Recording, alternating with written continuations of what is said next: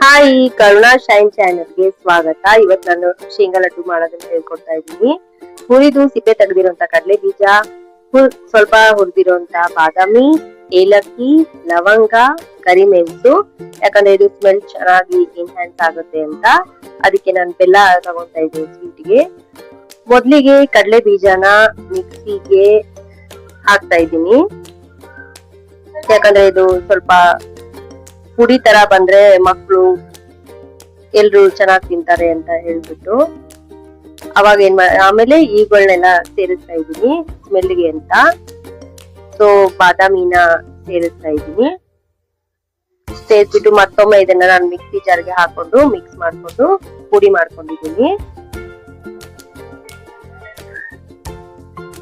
ಆಮೇಲೆ ಬೆಲ್ಲ ತಗೊಂತಾ ಇದೀನಿ.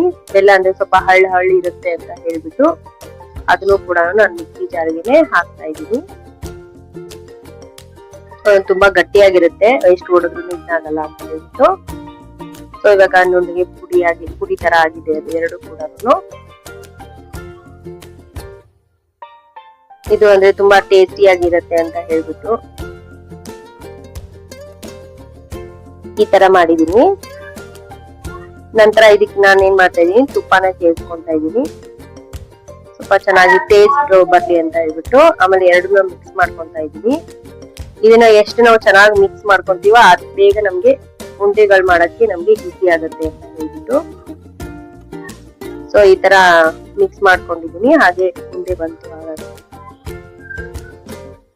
ನೋಡಿ. ಈ ವಿಡಿಯೋ ನಿಮ್ಗೆ ಏನಾರ ಇಷ್ಟ ಆಗಿದ್ರೆ, ಈ ಲಡ್ಡು ನಿಮ್ಗೆ ಇಷ್ಟ ಆಗಿದ್ರೆ ಲೈಕ್ ಮಾಡಿ, ಸಬ್ಸ್ಕ್ರೈಬ್ ಮಾಡ್ಕೊಳ್ಳಿ. ಈಗ ರುಚಿಯಾಗಿರುವಂತ ಉಂಡೆಗಳು ರೆಡಿ ಆಗಿದಾವೆ. ಟ್ರೈ ಮಾಡಿ ಒಂದ್ಸತಿ. Okay, thank you, bye.